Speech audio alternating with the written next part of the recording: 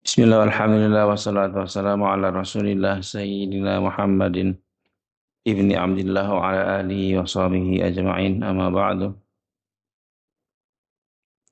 Bismillahirrahmanirrahim. Rabbi yassir wa la tu'assir, Rabbi tamim bil khairi ajma'in. Ya Fattahu ya Alim, ya Razaqu ya Karim, iftah alina futuhal arifin. Allahumma anfa'na bima 'allamtana wa 'allimna ma yanfa'una wa zidna ilman ya rabbal alamin. Allahumma faqihna fid din wa 'allimna at-ta'wil wa ahdina ila sawa'is sabil. Allahumma amin. Babul ghusli wa hukmil junubi. Jazakallahu khairan. Bab tentang mandi wajib dan hukum junub. An Abi Sa'id Al-Khudri radhiyallahu ta'ala anhu qala Rasulullah sallallahu alaihi wasallam al-ma'u minal ma' rawahu Muslim wa aslu fil Bukhari.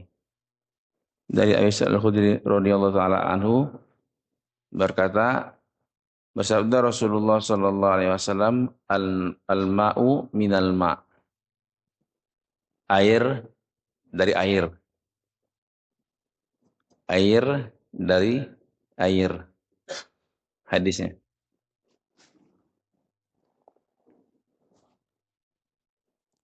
Kalau kita tidak mengerti ilmu balaghah, ilmu hadis ya, hanya mengerti bahasa Arab saja, kita akan terkecoh dengan hadis ini. Al-ma minal ma, air dari air. Apa maksudnya? Air dari air.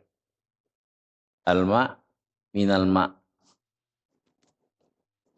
Maka jazakumullah khairan katsira, para alim ulama telah menerangkan kepada kita maksud al-ma minal ma. Sesungguhnya mandi wajib itu dikarenakan keluar air mani. Itu artinya al-ma minal ma. Air yang pertama mandi wajib. Dari ma yang kedua adalah keluar air mani. Tuh, artinya sesungguhnya diwajibkan mandi karena sebab keluar air mani. Jadi sebelum kita masuk ke kitab ini, ke hadis ini, sebagai gambaran pada kita, dalam mazhab Imam Syafi'i, perkara yang mewajibkan mandi itu ada 6. Perkara yang mewajibkan mandi ada 6. 3 bagi laki-laki dan perempuan semuanya dapat kena. 3 lagi khusus bagi perempuan. Jadi 6 tadi perinciannya, 3 bagi laki-laki dan perempuan, 3 khusus bagi perempuan. 3 lagi bagi laki-laki dan perempuan, yang pertama adalah khurujul mani, keluarnya air mani. Yang pertama. Maka apabila laki-laki atau perempuan keluar air mani, wajib mandi. Wajib mandi. Bagi laki-laki jelas. Bagi perempuan bagaimana? Perempuan pun ada air mani. Nanti ada hadisnya. Perempuan pun ada air mani. Walaupun jarang. Ya. Tapi ada juga air mani. Kalau perempuan, laki-laki keluar air maninya, maka wajib mandi. Keluar air mani baik terjaga atau mimpi. Baik terjaga ataupun karena mimpi. Karena mimpi jelas. Ya, keluar air mani maka wajib mandi. Karena terjaga, karena sadar ataupun tanpa sadar. Sadar ataupun tanpa sadar. Yang penting keluar air mani. Maka mewajibkan mandi. Itu yang pertama bagi laki-laki dan perempuan. Yang kedua, al-jima', bersetubuh. Ya. Bagi laki-laki dan perempuan wajib mandi. Ya, baik laki-laki atau perempuan kalau sudah bersetubuh memasukkan, dalam fikih ini ya kita harus vulgar ya, agak sedikit vulgar, memasukkan hasyafah. Hasyafah ini kepala zakar kita, kepala zakar, hasyafah artinya. Yang bekas sunatan tuh kepalanya itu hasyafah namanya. Ke dalam farji perempuan. Masuknya hasyafah ke dalam farji perempuan itu mewajibkan mandi. Walaupun tidak keluar air mani. Walaupun tidak keluar air mani. Masuk saja, numpang sebentar, keluar lagi, wajib mandi. Nah itu Pak ya. Walaupun tidak semuanya masuk. Enggak ke batang-batangnya semua, enggak, hanya kepalanya saja. Itu mewajibkan mandi. Masuknya hasyafah ke dalam kelamin, dalam farji perempuan mewajibkan mandi. Itu Pak ya. Bagi laki-laki dan perempuannya. Baik, kalau ada yang mengatakan itu kan kalau suka sama suka, Ustaz. Kalau dipaksa, Ustaz. Walaupun terpaksa. Walaupun terpaksa perempuannya maka mewajibkan mandi. Yang ketiga, perkara yang mewajibkan mandi adalah mati. Laki-laki mati, perempuan mati, meninggal dunia, wajib mandi. Tapi kewajibannya kepada orang yang masih hidup. Wajib dimandikan. Kalau seandainya mayat tadi hidup kembali dan mandi dia, maka sah. Ya, dia hidup, mandi dewek, mati lagi, maka itu sah. Ya, kewajiban mandinya terangkat. Jadi 3 perkara yang wajib mandi, keluar air mani, bersetubuh, dan mati. Dan 3 khusus bagi perempuan, yaitu bersih dari haid, menstruasi. Maka bersih dari haid wajib mandi. Itu hanya bagi perempuan, kalau laki nggak ada. Kemudian bersih dari nifas. Bersih dari nifas. Nifas itu darah yang keluar setelah melahirkan. Khusus bagi perempuan wajib mandi. Bersih dari nifas wajib mandi. Yang ketiga, wiladah, melahirkan. Setelah melahirkan, kalau seandainya tidak keluar darah nifas, maka wajib mandi. Ibu-ibu setelah melahirkan tidak keluar darah, maka wajib mandi dengan melahirkan tadi. Itu ada 3 khusus bagi perempuan. Maka 6 perkara tadi mewajibkan mandi. Selain 6 itu, maka tidak wajib mandi. Itu tidak wajib mandi. Saya ingat, selain 6 tadi, tidak wajib mandi. Bagaimana bau keringat? Wajib nggak mandi? Bau keringat nih. Nggak wajib mandi. Nggak wajib mandi. Keluar wazi atau keluar madhi. Tahu madhi, Pak? Cairan yang keluar ketika syahwat. Tetapi dia nggak moncrot. Kalau mandi, hukumnya moncrot. Nembak dia. Kalau madhi ini seperti air kencing. Kalau madhi ini seperti air kencing. Tutnya tes, Nah, itu keluar air madhi tidak mewajibkan mandi. Tidak mewajibkan mandi. Ingat 6 perkara yang mewajibkan mandi. Selain 6 tadi tidak mewajibkan mandi. Nah, hadis yang pertama, Nabi bersabda, al-ma minal ma. Air daripada air. Maksudnya, sesungguhnya mandi wajib dikarenakan keluar air mani. Mengamalkan hadis ini, Daud al-Zahiri. Sedangkan jumhur ulama 4 mazhab mengatakan, hadis ini mansukh, dihapus. Hukumnya dihapus. mansukh. Dengan hadis apa? Dengan hadis yang kedua, An Abi Hurairah radhiyallahu taala anhu qala Rasulullah sallallahu alaihi wasallam, "Idza jalasa baina syu'abiha arba' thumma jahadaha faqad wajaba al-ghusl." Muttafaqun alaih. Wa zada Muslim wa in lam yunzil. Nabi bersabda, apabila seorang laki-laki duduk di antara empat kerangka perempuan, dua tangannya dan dua kakinya, ya. Tsumma jahadaha, kemudian dia buat itu, kemudian dia masukkan, faqad wajibal ghusl, maka wajiblah mandi. Maka wajiblah mandi. Apabila telah masuk, maka wajib mandi, kata Nabi. Wa illam yunzil, Muslim, walaupun tidak keluar air mani. Walaupun tidak keluar air mani. Jadi ada perkara lain lagi, kalau sudah masuk wajib mandi walaupun tidak keluar air mani. Hadis yang pertama mengatakan innamal ma minal ma, sesungguhnya mandi dari keluar mani. Kalau enggak keluar mani berarti enggak wajib mandi. Pertanyaannya, kalau kita buat itu dengan istri kita, tak keluar air mani kita, apakah enggak wajib mandi? Nah, hadis yang kedua mengatakan kalau dia telah duduk di antara anggota tubuhnya yang empat, kemudian dia masukkan itu, maka wajib mandi. Faqad wajibal ghusl, maka wajib mandi walaupun tidak keluar air mani. Maka hadis yang pertama mahmul al-ihtilam, dibawa oleh ulama kepada mimpi. Mimpi, kalau kita bermimpi buat bersetubuh, keluar air mani, maka wajib mandi.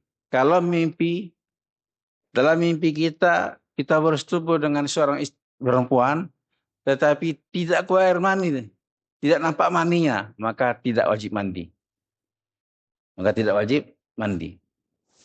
Itu mahmul alal ihtilam. Ya.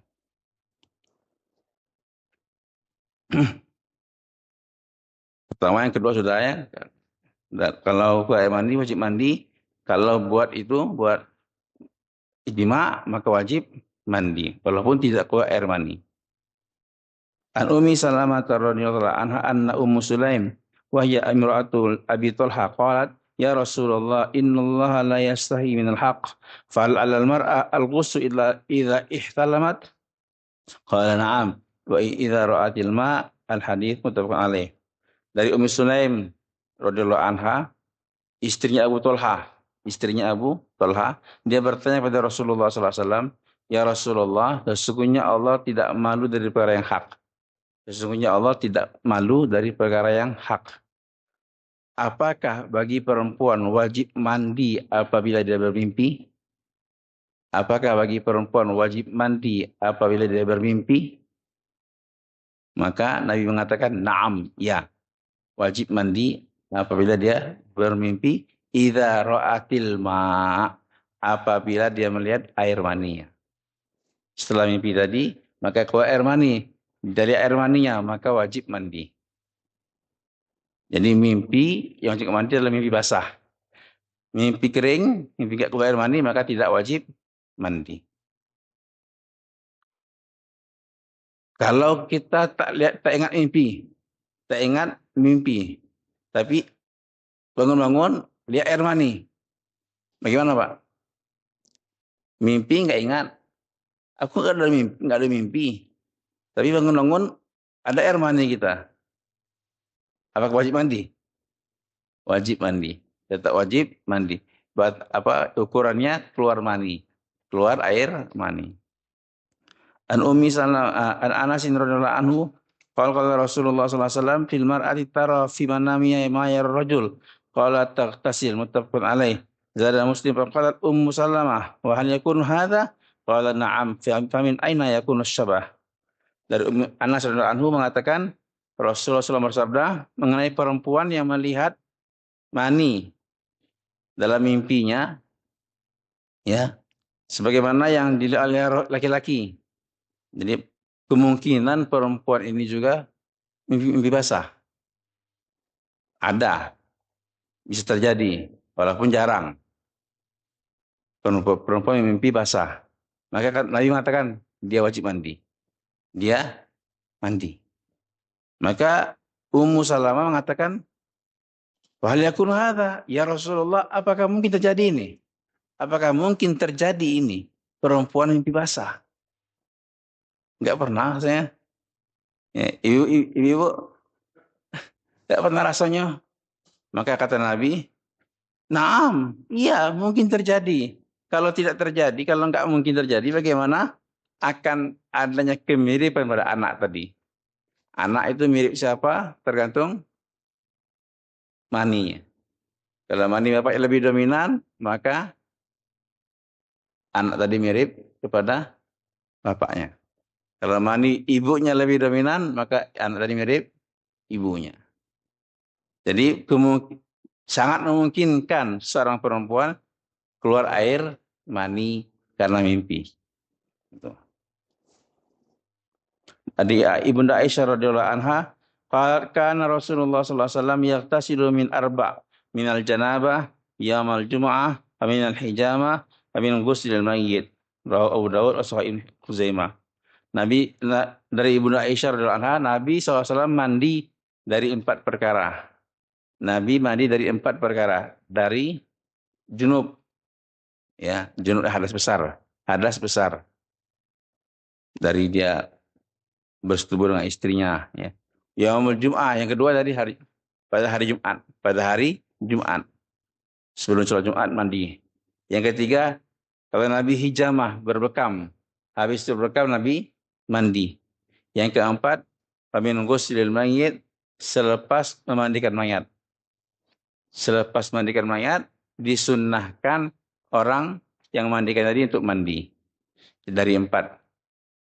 Dari janabah, di junub, dari hari Jumat ke hari Jumat. Mandi pada hari Jumat apa hukumnya? Dalam mazhab Syafi'i, mazhab Hanafi, dan mazhab Maliki mengatakan mandi pada hari Jumat adalah sunnah. Sunnah. Tapi mazhab Hambali mengatakan wajib. Mazhab Hambali mengatakan wajib mandi pada hari Jumat. Masya Allah. Kemudian dari berbekam, setelah berbekam maka disunnahkan mandi. Kemudian dari memandikan mayat, setelah memandikan mayat maka kita pun disunnahkan untuk mandi. Dari Abi Hurairah radhiyallahu anhu, fi qissati Tsumamah bin Utsal indama aslama wa amarahu an-nabi sallallahu alaihi wasallam ayyaktasil. Dengan mengenai kisah Tsumamah bin Utsal. Ketika dia masuk Islam, Nabi suruh dia untuk mandi. Mandi ketika masuk Islam. Apa hukumnya? Mandi ketika masuk Islam. Apa hukumnya? Ingat, yang wajibnya 6 saja.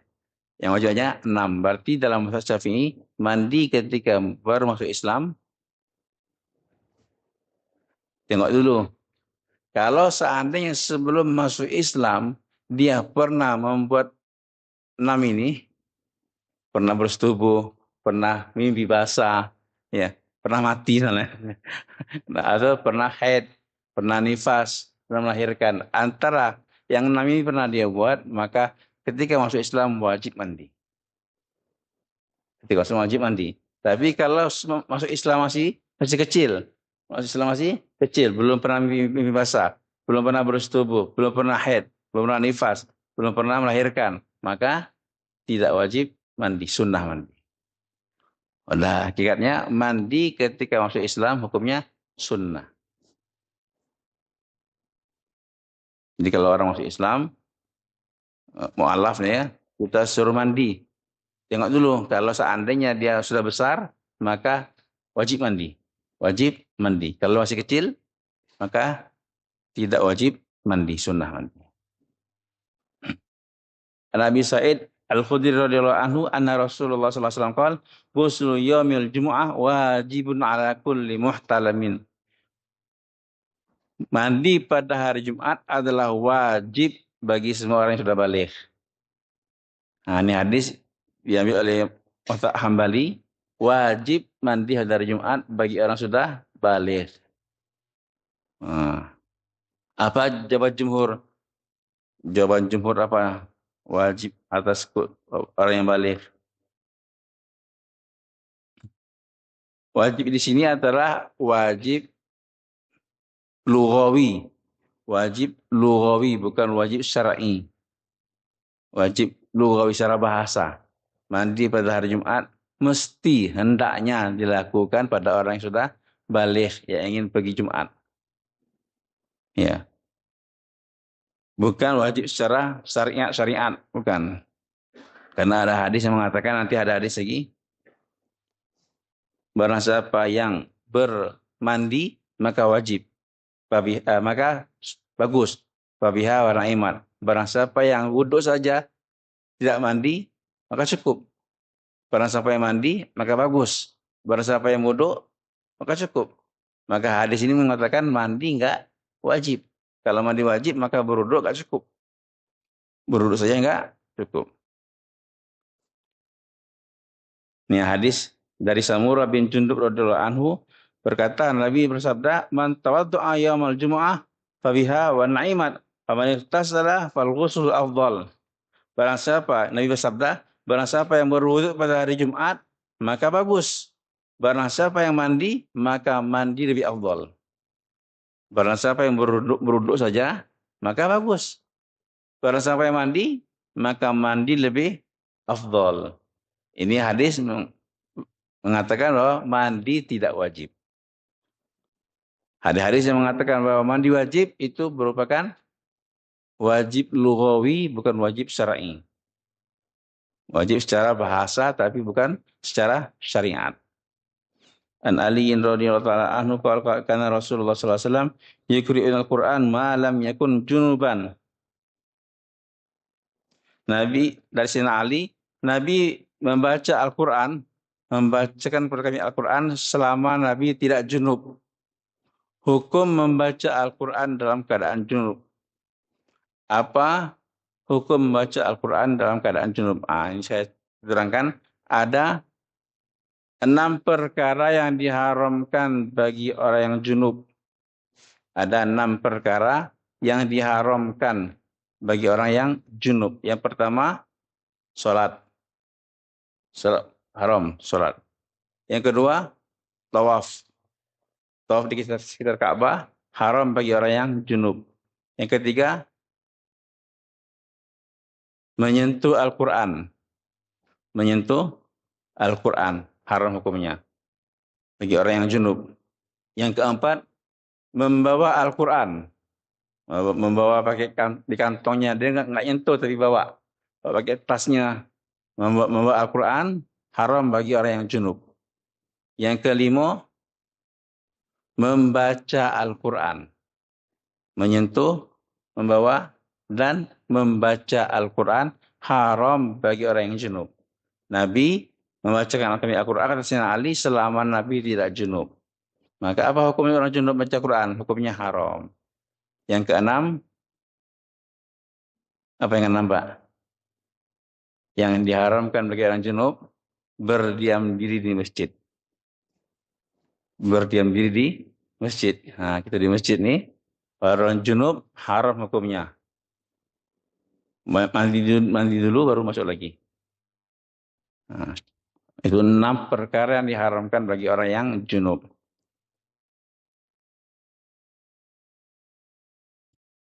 Imam Son'ani dari Yaman mengatakan, baca Al-Quran bagi orang junub tidak haram. Tidak haram.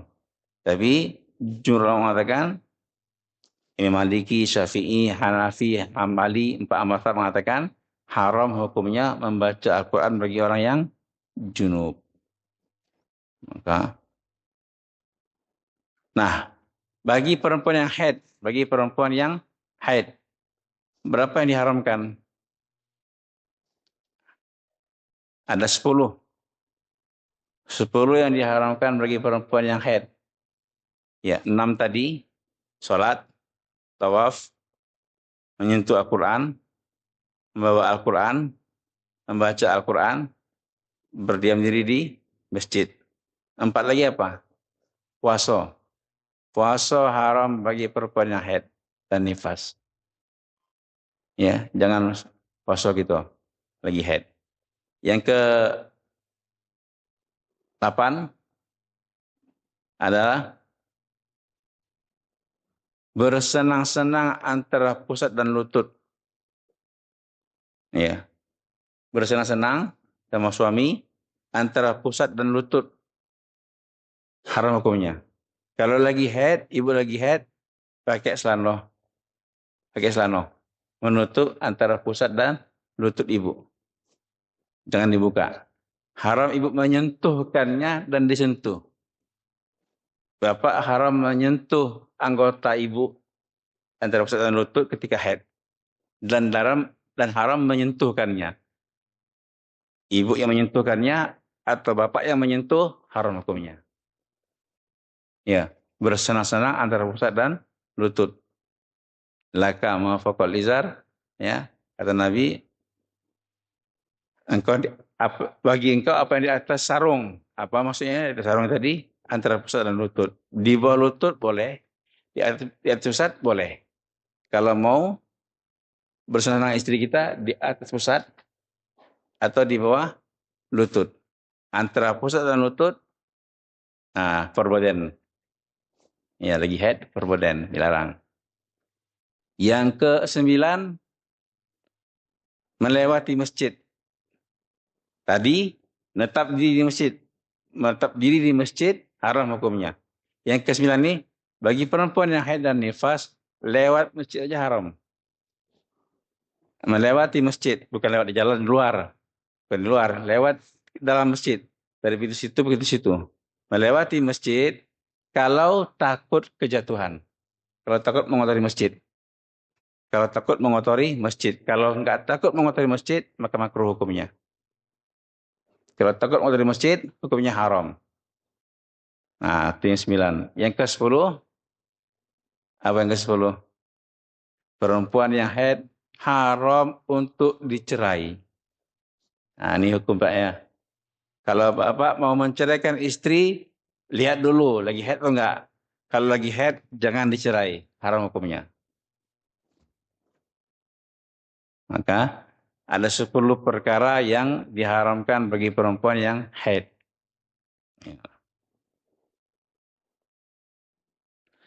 Dan Abi Sa'id Al-Khudri radhiyallahu anhu qala Rasulullah sallallahu alaihi wasallam, "Idza ata ahadukum ahla tsumma arada ay ya'uda falyatawadda bainahuma wudu'an." Rawahu Muslim. Nabi bersabda, apabila salah seorang kalian mendatangi istrinya, habis buat itu, kemudian dia ingin buat lagi, ingin ronde kedua, ingin ronde yang kedua, maka hendaknya dia berwuduk antara keduanya. Tuh, ya. Apabila kalian datangi istri kalian, kemudian dia ingin kembali lagi untuk buat yang kedua, maka hendaknya dia berwudu. Apa hukumnya berwudu antara dua ronde ini? Apa hukumnya? Langsung buat aja terus wudu dulu. Maka jumhur ulama mengatakan sunnah. Sunnah, ya. Sebelum ronde yang kedua, wudu dulu, buat lagi. Tapi Ibnu Hazm mengatakan wajib. Wajib sebelum buat ronde yang kedua. Walaupun dia junub, walaupun lagi junub, tapi wajib wuduk bagi dia. Karena hadis ini. Tapi menurut 4 mazhab mengatakan sunnah. Kenapa? Ansyatu lil aud. Karena Nabi mengatakan karena kalau berwuduk dulu lebih menggairahkan, lebih ansyatu lil aud, lebih semangat untuk kembali. Lebih semangat untuk kembali. Karena Rasulullah SAW yanamu wa junubun min ghairi ayamas sama dari Ibunda Aisyah. Nabi tidur. Dia sedang junub. Nabi junub, Nabi tidur. Tanpa wudhu, tanpa mandi. Bolehkah orang junub tidur? Bolehkah tidur? Boleh. Orang junub Tidur tanpa berwudu sebelumnya, tanpa mandi sebelumnya, boleh, boleh. Ya.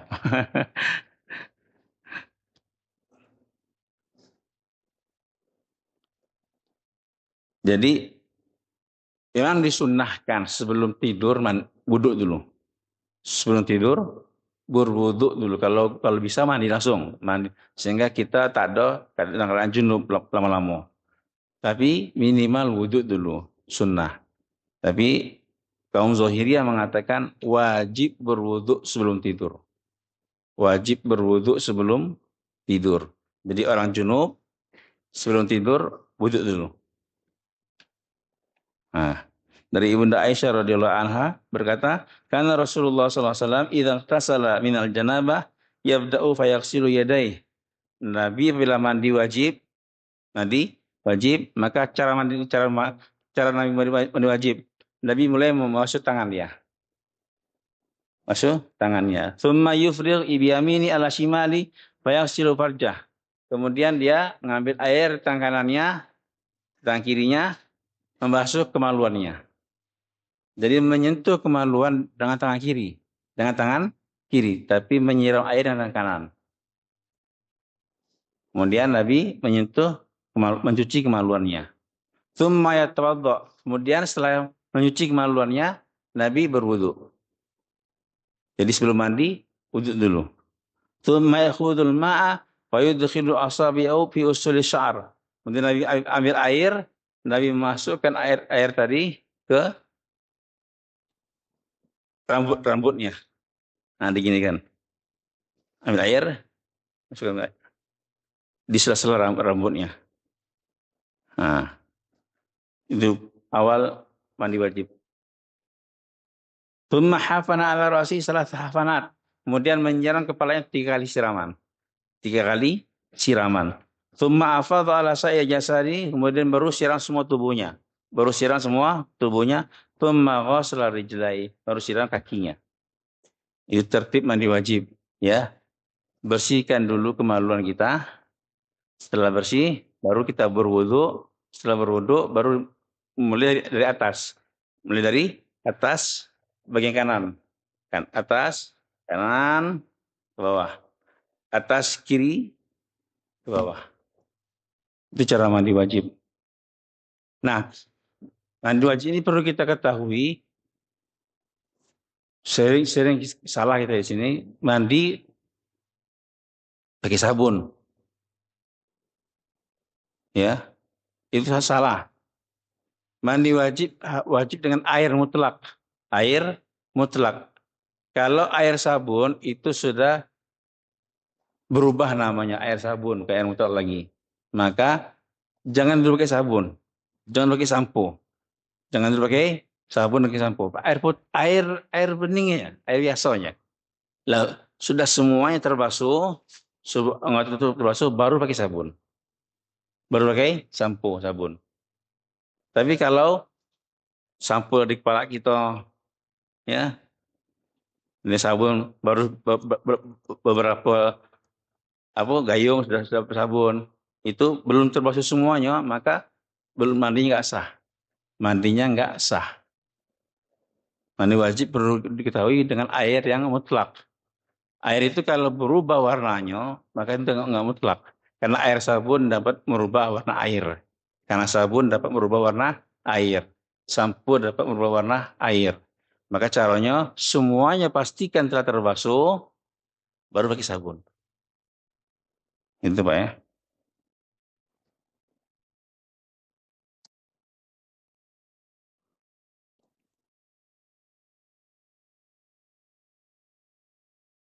Thumma afraga ala farji wa ghasala bishimali thumma darba bihal ar.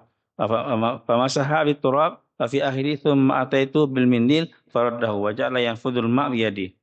Kemudian hadis yang lain dari hadis Maimunah, Nabi membasuh kemaluannya dengan tangan kirinya, kemudian dia membersihkan dengan tanah. Tangan kiri dengan tanah. Ya, bersihkan dengan tanah. Kemudian setelah mandi, kata Ibunda Maimunah, aku mendatangi Nabi dengan membawa anduk. Membawa anduk. Tapi Nabi tolak. Nabi tolak. Nah, pakai anduk. Apa hukumnya pakai anduk? Setelah mandi pakai anduk. Kalau kita wajib, kalau kita wajib. Setelah mandi pakai anduk, Nabi, hadis ini mengatakan Nabi mandi tidak pakai anduk. Tidak pakai anduk. Jadi air tadi dikipas, biarkan dia kering di tubuh. Dia kering di tubuh tanpa dilap dengan anduk. Tapi ada juga hadis yang mengatakan Nabi mandi pakai anduk. Tidak ada dua hadis. Ada dua hadis. Ini mengatakan bahwa mandi pakai anduk boleh. Tapi terkadang ibu bapak perlu juga mengamalkan hadis yang mengatakan Nabi tidak pakai anduk. Pernah nggak ngamalkan? Kalau anak-anak pondok sering ya. Tak ada anduk, kan tidak ada anduk emang. Terpaksa. Ya. Jadi mandi pakai anduk boleh, tak pakai anduk juga boleh. Sama setelah berwudu. Setelah berwudu, apakah sunnah diusap? Imam Syafi'i mengatakan sunnahnya dibiarkan. Sunnahnya dibiarkan. Basah, dia biar basah. Tapi Abu Hanifah mengatakan sunnahnya diusap. Dilap. Sunnahnya dilap. Maka kalau di Pakistan, kalau tempat berwudu di masjid-masjid itu, ada anduk kecil. Ada anduk kecil. Habis wudu mereka lap. Dibersihkan. Nah, kalau di Indonesia, kalau Syafi'i tidak, maka tak ada anduk kecil.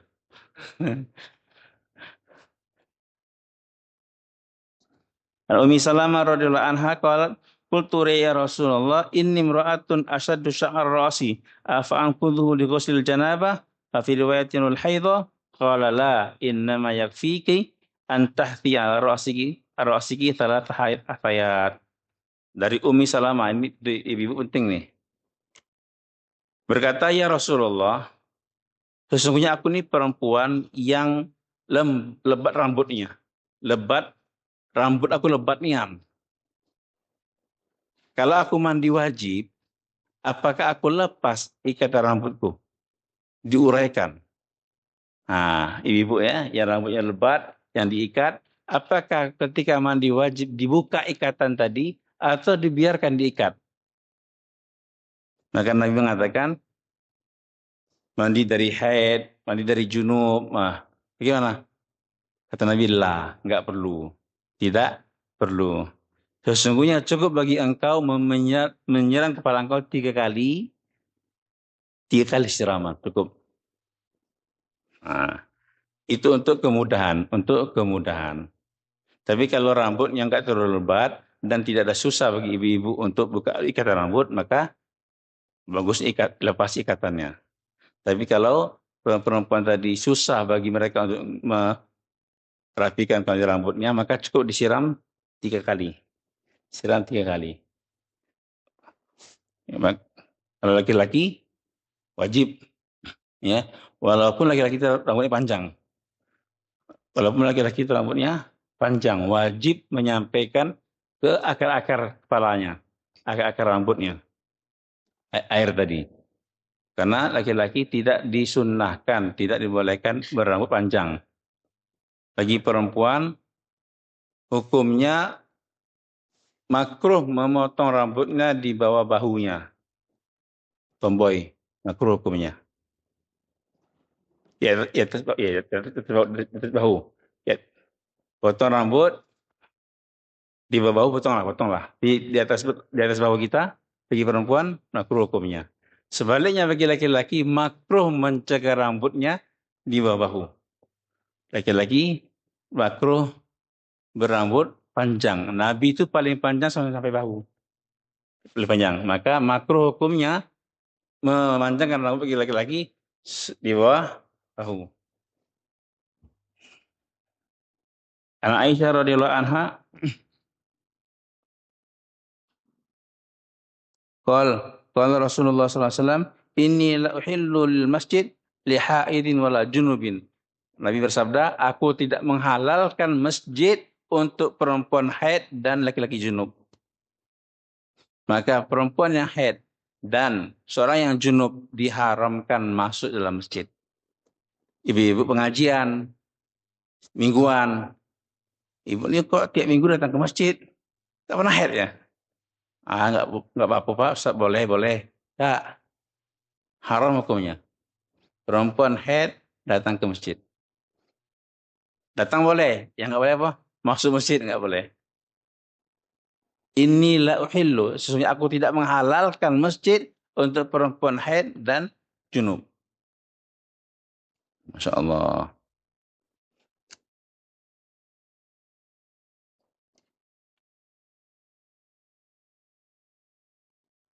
Bahkan Imam Syafi'i, Imam Hambali mengatakan, jangan masuk masjid, murur saja, lewat saja haram. Perempuan haid lewat saja haram kalau takut mengotori masjid. Wa an Aisyah radhiyallahu anha qalat kuntu aghtasilu ana wa Rasulullah sallallahu alaihi wasallam min ina'in wahidin takhtalifu aidina fihi minal janabah. Aku, kata Ibunda Aisyah, mandi dengan Rasulullah sallallahu alaihi wasallam, mandi sama-sama. Nah, sama istri perlu amalkan ini. Nabi dan Ibunda Aisyah habis junub mandi sama-sama. Aku dan Nabi mandi. Takhtalifu aidina minal janabah. Tangan kami bergantian ngambil air. Nah, saling bergantian mengambil air. Sedang kami sedang junub. Nabi sedang junub, aku sedang junub juga. Habis buat itu, Nabi dan Ibunda Aisyah mandi. Masya Allah. Ini menunjukkan apa? Mandi bekas air perempuan boleh. Laki-laki mandi dengan air bekas perempuan. Artinya sama-sama mengambil. Dan perempuan mandi bekas air laki-laki boleh. Kita sudah lewat kan itu bab yang sebelumnya, bab air. Nabi mandi dengan Ibunda Aisyah setelah junub dengan waktu yang sama dengan tangan yang bergantian mengambil air. Masya Allah. Dari Abu Hurairah radhiyallahu anhu bersabda Nabi sallallahu alaihi wasallam, "Inna tahta kulli sya'ratin janabah, faghsilu syar wa angkul basar." Sesungguhnya di bawah setiap rambut ada junub. Di bawah setiap rambut ada janabah, junub. Maka hendaknya kalian basuh rambut kalian. Basuh rambut kalian dan bersihkan kulit kalian. Maka kalau satu helai saja rambut enggak terbasuh, maka mandi wajib tidak sah. Apa rukun mandi wajib? Rukun mandi wajib cuma dua saja. Rukun mandi wajib cuma dua saja. Yang pertama niat, yang kedua meratakan air ke seluruh tubuh. Ya, niat dan meratakan air ke seluruh tubuh. Wajib menyampaikan air ke seluruh tubuh. Nah, sering kita tak terbasuh di bawah rambut ini. Rambut yang lebat, lagi-lagi di bawah rambut ini enggak terbasuh. Maka wajib membasuh. Wajib menyampaikan air ke, kemudian lekukan tubuh di bawah telinga, lekukan leher, lekukan perut yang gendut ya, yang perutnya berlipat. Nah, persediaan lekukan. Nah, itu wajib menyampaikan air. Wajib kita menyampaikan air ke sana. Insyaallah. Mudah, mandi wajib mudah. Apa yang membedakan mandi wajib dengan mandi lain? Apa mandi subuh, mandi pagi, mandi sore? Apa bedanya dengan mandi wajib? Niat, betul. Apa nih benar? Niat. Kalau kita sudah mandi, sudah basuh semua, lupa niat, ya no? Aku tak ada niat tadi. Mandi lagi. Mandi tadi belum dihitung. Belum dihitung. Karena niat wajib dalam mandi wajib. Niat wajib dalam mandi wajib. Mandi sunnah. Selain mandi wajib, ada mandi sunnah. Mandi wajib yang 6 tadi, 6 sebab tadi, wajib kita mandi. Sekarang mandi sunnah. Mandi sunnah banyak. Ya, mandi sunnah selain mandi wajib adalah mandi sunnah. Mandi pada hari Jumat, mandi pada hari Idul Adha, Idul Fitri, mandi pada musim haji, ketika mau Arafah, mau Musdalifah, mau Mina, ketika mau tawaf, ya. Mandi ketika mau ihram, mandi ketika mau masuk Mekah, mandi ketika mau masuk Madinah. Itu sunah-sunah mandi semua, ya. Mandi ketika badan bau, sunah mandi. Ya. Mandi-mandi sunnah juga diniatkan. Kalau mandi Jumat, mandi hari Jumat, mandi untuk hari Jumat, niat nawaitul ghusla liyamil Jumu'ah, sunatullahi ta'ala. Niatkan mandi Jumat. Kalau tak niatkan, mandinya bersih, tapi tak dapat pahala. Tak dapat pahala mandi. Itu. Niatkan. Mandi Jumat, ya. Mandi yang lain-lainnya. Mandi setelah mandikan mayat. Mandi setelah mandikan mayat. Tentang mandi jenazah, mandikan mayat. Nanti ada babnya mandikan mayat, ya. Mandikan mayat ini sama seperti hukum mandi wajib. Pertama dibasuh dulu dengan air putih, dengan air mutlak. Dibasuh ke seluruh tubuhnya dengan air mutlak. Baru setelah itu ada sunnahnya. Sunnahnya dengan menggunakan air bidara. Air bidara. Kemudian sunnah menggunakan air kafur. Sunnah itu sunnah. Bagus dibuat. Tapi ingat yang wajibnya dibasuh dengan air mutlak. Basuh pertama dulu semuanya, baru dibasuh dengan air bidara dan air kafur. Nah itu. Jadi semua kita buat. Jadikan yang terakhir air bidara bagusnya.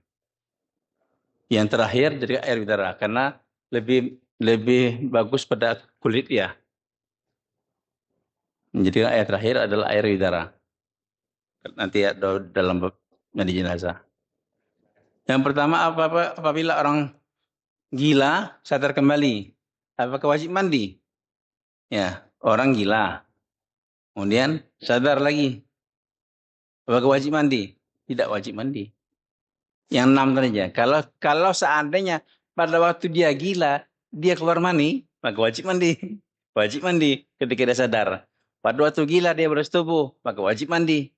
Pada waktu gila dia keluar darah haid, maka wajib mandi setelah dia sadar. Itu aja. Selain yang 6 tadi, tidak mewajibkan mandi. Adapun mandi dengan air putih, air mutlak artinya, dengan sabun. Kita boleh tadi kan, boleh mandi bersih dulu, baru dengan sabun. Atau sebaliknya, mandi dengan sabun dulu, baru terakhir mandi bersih. Yang penting dibasuh tubuh kita dengan air yang mutlak. Air yang mutlak. Apakah mani najis? Sudah kita bahas baik ya. Mani dalam mazhab Syafi'i tidak najis. Tidak najis. Tetapi walaupun mazhab Syafi'i mengatakan tidak najis, tapi sebaiknya dibasuh. Kalau dia menempel di baju kita, sebaiknya dibasuh. Karena ada kaidah al-furuj minal khilaf mustahab. Keluar daripada khilaf ulama adalah mustahab. Mazhab Hanafi mengatakan najis. Maka kita keluar daripada berbeda dengan mazhab Hanafi, kita cuci juga. Oke. Apabila kita sudah mandi, kemudian 2 jam setelah itu atau beberapa waktu setelah itu keluar lagi yang kedua. Apa hukum mandi kita tadi? Batal lagi. Ya. Batal lagi. Maka wajib mandi lagi. Paham Pak ya? Kalau keluar lagi yang kedua, maka batal lagi, maka wajib mandi lagi. Hah? Nah, berarti belum tuntas keluar pertama. Belum tuntas keluar pertama. Masya Allah. Kalau kita ragu, maka kita adalah mufti bagi diri kita sendiri. Ya, kalau kita ragu ini mani atau mazi, mani atau bukan mani, maka kita adalah mufti bagi diri kita sendiri. Kita sendiri yang menghukuminya. Mani, maka wajib mandi. Kalau kita enggak mani, maka enggak wajib mandi. Hanya wajib bersihkan. Ya, bagi ragu-ragu, maka kita adalah mufti bagi diri kita sendiri. Kalau kita putuskan mani, bagusnya putuskan mani saja. Karena mandi di Indonesia enggak susah. Di Indonesia mandi tidak susah. Jadi kalau di negeri-negeri yang susah air. Nah, puasa tidak batal dengan keluar air mani. Puasa tidak batal karena mimpi, tidak batal. Nanti ada puasa ya nanti ya. Puasa batal karena keluar air mani yang disengaja. Karena keluar air mani tanpa sengaja tidak batalkan puasa. Siang hari tidur kita, mimpi basah kita ketika Ramadan, maka puasa Ramadan tetap sah. Nah, tapi kalau keluar air mani dengan sengaja, dengan mencium istri, ya, bersenang-senang dengan istri, maka hukumnya haram dan puasa batal. Puasa batal. Nanti ada pembahasan tentang hukum melihat sehingga keluar air mani. Hukum menghayal sehingga keluar air mani. Nah, terlalu dalam khayalannya, terlalu dalam sehingga keluar air mani. Apa hukum puasanya? Nah, itu ya. Yang perlu diperhatikan sebelum kita mandi, lepaskan dulu, tanggalkan dulu segala sesuatu yang menghalangi air sampai ke kulit. Misalnya cat bekas, cat bapak habis ngecat, mandi wajib. Lepaskan tinar, ya lepaskan dulu semua yang menghalangi air sampai ke kulit, karena enggak sah. Ya, bersihkan semua tubuh dari najis bekas darah, bersihkan dulu. Karena apa? Air yang kena bekas darah, air tadi bukan air mutlak, air tadi berubah darahnya, merah, warnanya jadi merah. Maka bukan mutlak, maka nggak sah mandi dengan air bukan mutlak. Maka itu ya, sebelum mandi pastikan tubuh kita bersih dari najis, bersih dari benda-benda menghalangi air sampai ke kulit. Ibu-ibu, kutek, mandi wajib pakai kutek, bersihkan dulu kuteknya. Karena kutek menghalangi air sampai ke kulit. Kemudian kotoran di bawah kuku, itu bersihkan. Karena kotoran di bawah kuku itu menghalangi air sampai ke kulit. Nah, maka tidak disunnahkan berkuku panjang bagi laki-laki dan perempuan. Ini kan bagi laki-laki pendek, bagi perempuan bagus panjang. Enggak. Kuku ini bagi laki-laki dan perempuan sunnah pendek. Kalau rambut ya beda. Kalau kuku bagi laki dan perempuan sunnah pendek. Insyaallah ya. Cukup insyaallah. Semoga Allah berikan keberkahan pada pengetahuan kita hari ini. Ala hadhihi niyyah wa ala kulli sholihin al-Fatihah. A'udzubillahi minasyaitonir rajim. Bismillahirrahmanirrahim. Alhamdulillahirabbil alamin arrahmanir rahim maliki yaumiddin. Iyyaka na'budu wa iyyaka nasta'in. Ihdinas siratal mustaqim. Siratal ladzina an'amta 'alaihim ghairil maghdubi 'alaihim waladdallin. Bismillahirrahmanirrahim. Alhamdulillahirabbil alamin. Allahumma shalli wa sallim ala sayyidina Muhammadin wa ala alihi wa sahbihi ajma'in. Allahumma ihfazna min jami'il fitani ma dhahara minha wa batan. Allahumma ihfazna min jami'il fitan. Allahumma ihfazna min bayni aydina min khalfina wa aymanina wa asma'ina min makinati arjulina. Allahumma inna naj'aluka fi nuhurihim wa na'udzu bika min shururihim. Allahumma inna na'udzu bika min jahlil bala wa darkis syaqqa wa su'il qada wa syarril a'da. Allahumma altubina fi taysiri kulli asir wa inna taysira kulli asirin 'alaika yasir. Rabbi yassir wa la tu'assir bi tamimil khairi ajma'in. Ya Fattahu ya Alim ya Razzaq ya Karim. Iftah 'alaina futuhal 'arifin. Allahumma anfa'na bima 'allamtana wa 'allimna ma yanfa'una wa zidna ilman ya rabbal alamin. اللهم فقهنا في الدين وعلمنا التأويل واهدنا إلى سواء السبيل. اللهم اغفر لنا واختر لنا. اللهم اغفر لنا واختر لنا. اللهم اغفر لنا واختر لنا. اللهم إنا نسألك العفو والعافية والمعافاة الدائمة في الدين والدنيا والآخرة. توفنا مسلمين والحقنا بالصالحين. ربنا آتنا في الدنيا حسنة وفي الأرض حسنة وقنا عذاب النار. وصلى الله على سيدنا محمد وعلى آله وصحبه وبارك وسلم والحمد لله رب العالمين. سبحان الله بحمده سبحان الله وبحمدك أشهد أن لا إله إلا أنت. السلام عليكم ورحمة الله وبركاته.